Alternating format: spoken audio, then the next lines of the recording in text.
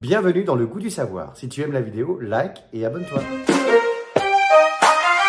Alors mon Adrien, comme toutes les semaines, ton cours va rimer avec fantastique, mais encore plus cette semaine puisqu'on va parler de plastique. C'est cosmique et on va voir que c'est pratique, mais pour la planète, c'est plutôt tragique.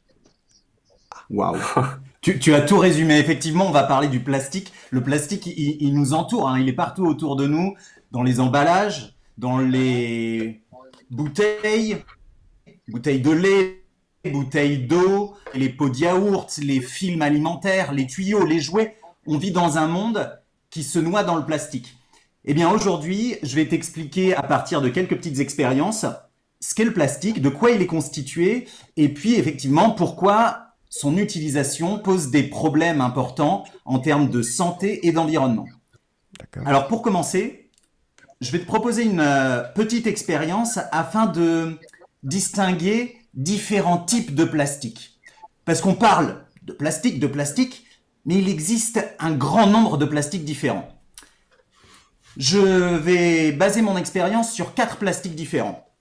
Une bouteille de lait, une bouteille d'eau en plastique, un petit pot en plastique et un sac de congélation en plastique. J'ai préparé 3 verres.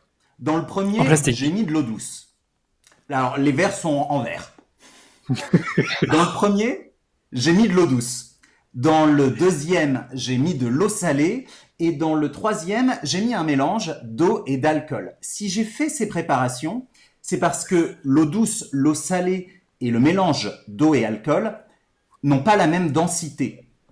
Un litre d'eau salée pèse plus lourd qu'un litre d'eau douce. À l'inverse, un litre de mélange eau et alcool pèse moins lourd qu'un litre d'eau douce.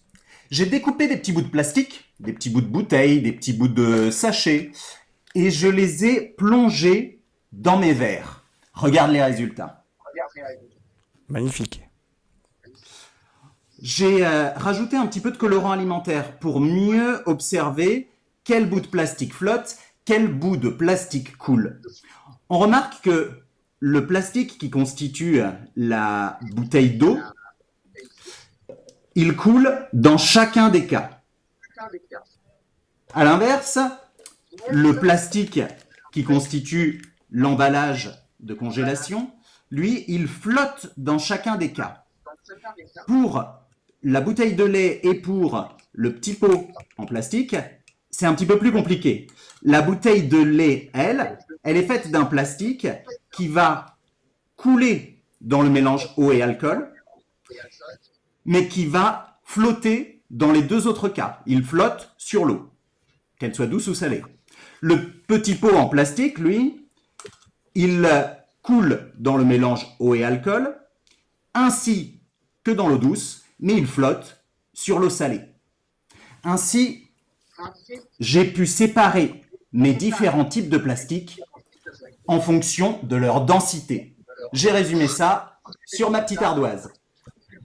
On a la densité de l'eau salée qui est plus importante que celle de l'eau douce, qui est plus importante que celle du mélange eau et alcool. Et j'ai ainsi pu replacer mes différents types de plastique en fonction de leur densité. Du plus dense, le plastique qui constitue la bouteille d'eau, au moins dense, le plastique qui constitue le sac de congélation. Eh bien, ces différents types de plastique, on leur donne des noms un petit peu compliqués. Le plastique de la bouteille d'eau, on l'appelle le polyéthylène terephthalate. Le plastique du petit pot, c'est du polystyrène. Le plastique de la bouteille de lait, c'est du polyéthylène haute densité. Et le plastique du sac de congélation, c'est du polyéthylène basse densité. Donc on le voit, une diversité de plastiques avec des noms bien compliqués. L'avantage de tous ces plastiques, c'est qu'ils sont assez résistants, imperméables à l'eau. Ce sont également de bons isolants thermiques. Ils laissent peu facilement passer la chaleur. De bons isolants électriques aussi, ils ne laissent pas passer les courants électriques. Et puis on peut leur donner la forme qu'on veut. On peut construire tout un tas de choses avec ces plastiques. Mais tous ces plastiques, de quoi ils sont constitués exactement? C'est quoi un plastique? On voit une diversité de plastiques, polystyrène, polyéthylène. Qu'est-ce que c'est le plastique? Eh bien, pour comprendre de quoi c'est fait, je te propose une autre expérience. Ah, allons-y. On Ici... a Ludovic qui nous dit on a percé le secret de Jésus, il avait des tours en plastique. Eh bien, attends, il n'y a pas que ça qu'on va percer. Regarde, j'ai préparé ici un sac de congélation que j'ai rempli d'eau. Il est où le poisson rouge? De congélation, je vous parie que je peux le percer à l'aide de crayons de papier sans perdre une seule goutte d'eau. Vous me croyez? Alors, je vais quand même prendre mes précautions. Je vais préparer un petit saladier en dessous en cas de fuite. Faites attention les amis, on entend un peu de retour. Il y en a un de chez vous, on entend. Attends Adrien, t'es sûr de toi? Et Adrien, fais attention à toi. C'est le genre d'expérience que tu rates d'habitude. On va être clair. Hein. Attends. Donc, attention, c'est parti.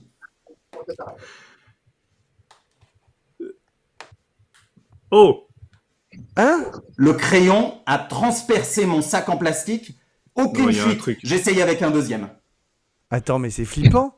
On dirait un tour de magie, limite. C'est comme ça qu'ils transpercent les gens dans les tours de magie? Ouais, moi j'ai compris pourquoi. Nicolas, t'as compris pourquoi? C'est assez dingue. Hein. Ouais. On voit que le sac est... Alors, est-ce que le crayon, il adhère pas à l'extrême au plastique et du coup, ça empêche toute échappée d'eau? En fait, ce tour de magie, là, cette expérience, elle s'explique par les propriétés du plastique. Tous les plastiques dont je vous ai parlé, les polymachins, là, polyéthylène, polystyrène, ce sont des plastiques qui sont constitués de grosses molécules qu'on appelle des polymères. Un polymère, c'est quoi? C'est une grosse molécule qui est faite d'une succession d'une même sous-unité qui se répète. Par exemple, pour le polyéthylène... Oh mince! J'ai perdu un crayon, j'en ai de l'eau partout. Il y a un crayon qui est sorti. Alors évidemment... Hein, je me disais bien que ça pouvait pas marcher quand même jusqu'au bout. Ça fuit. Hein. Alors, je vais continuer. Je vais bientôt devoir sortir le masque et le tuba. J'en étais dans mes explications, oui. Les plastiques sont constitués donc de ces grosses molécules qu'on appelle des polymères, une succession de petites sous-unités. Le polyéthylène que j'ai transpercé là est constitué d'une succession de petites molécules, de petites sous-unités qu'on appelle éthylène. Ces polymères, ils ont des propriétés assez intéressantes. Les polymères de ce sachet en plastique, lorsqu'ils sont poussés par le crayon, ils vont pouvoir s'étirer et glisser les uns par rapport aux autres, ce qui va déformer le matériau, ici le plastique, sans le déchirer. Et le sachet, du coup, reste étanche jusqu'au moment où j'enlève mon crayon et où là, c'est l'inondation. Eh ben oui, c'est un trou. Alors, ces plastiques, là, tous ces plastiques, polyéthylène, polystyrène, tous ces polymères, ils sont issus du pétrole. On y ajoute également quelques additifs, des composés qui sont capables, plus souples dans mon sac de congélation, des composés tels que des métaux qui vont être capables de rendre le plastique plus résistant, ce qui nous permet d'avoir une diversité encore plus grande de plastique. Le problème, c'est que ces additifs, ils sont à l'origine de problèmes majeurs sur la santé et sur l'environnement. Et puis, ça s'ajoute quand même à un fait gravissime sur cette utilisation de plastique, c'est que le plastique, il se dégrade très difficilement. Les premiers plastiques synthétiques, ils ont été fabriqués il y a plus d'1 siècle et ils sont toujours pas dégradés. On estime qu'il faut à peu près 450 ans pour qu'une bouteille en plastique telle que celle-ci soit totalement décomposée. Même chose pour un masque chirurgical qui contient du plastique. 450 ans. C'est inquiétant, surtout quand on sait que, en moyenne, les Français sont responsables d'environ 50 kilos de déchets plastiques par an. 50 kilos par an. C'est énorme. À l'échelle de la planète, c'est 10 millions de tonnes de déchets plastiques qui finissent dans les océans chaque année. Ah bah 10 non, mais si à chaque millions fois de il faut tonnes. 450 ans pour qu'ils disparaissent, c'est l'enfer, ça peut pas marcher. Ouais, on estime même que d'ici 2050, si on continue avec ce rythme d'utilisation du plastique, il y aura plus de plastique que de poissons dans les océans. Ok, Alors, on réfléchit à des alternatives. Parmi les alternatives, il y a les plastiques d'origine animale ou végétale. Une expérience que tu peux faire à la maison, c'est faire chauffer du lait sans le faire bouillir, rajouter un petit peu de vinaigre. Tu peux également ajouter, comme je l'ai fait, du colorant alimentaire et tu obtiendras ce mélange plein de grumeaux. On voit beurre, des c'est pas grumeaux beau. apparaître dans le mélange. Ça fait On va pas envie. se mentir, hein, c'est assez dégueulasse. Ouais. Surtout, on le boit pas, on le mange pas. Ces grumeaux, hop, si j'en prends un petit peu. Oh là là. Donc moi là, j'ai rajouté du colorant alimentaire de couleur bleue. On peut le faire avec des colorants alimentaires différents. Ces grumeaux, on va pouvoir les mouler et les faire sécher. Ces grumeaux, ils sont constitués aussi de polymères, comme le plastique. Ainsi, on a une alternative d'origine vivante. Naturel. Le lait Ouais. est une production d'origine animale. Une alternative donc au plastique. Pour te montrer ce qu'on peut faire avec ce plastique maison, moi ici j'ai réalisé un petit cœur en plastique, en plastique de lait, dans lequel j'ai rajouté donc cette fois-ci du colorant alimentaire rouge. Ah mais d'accord, alors ça du coup, parce que là on voit des plages avec des déchets, plein de plastique et tout ça. Là, ce que tu nous fais, ça devient pas un déchet du coup, parce que c'est une production animale, ça disparaît plus vite, Alors, j'imagine. ça se dégrade un petit peu plus rapidement, oui, que ces plastiques d'origine synthétique. Mais le mieux, ça reste de limiter son utilisation de plastique. Alors pour ça, on peut tous quotidiennement réaliser tout un tas de petits gestes pour limiter notre utilisation de plastique. Et puis, il y a des lois qui sont également adoptées. La loi anti-gaspillage pour une économie circulaire fixe par exemple comme objectif la fin de la mise sur le marché des emballages plastiques à usage unique d'ici 2040, c'est-à-dire la fin de ces bouteilles, la fin de ces sachets d'ici 2040. Et ça, on va y arriver, tu penses?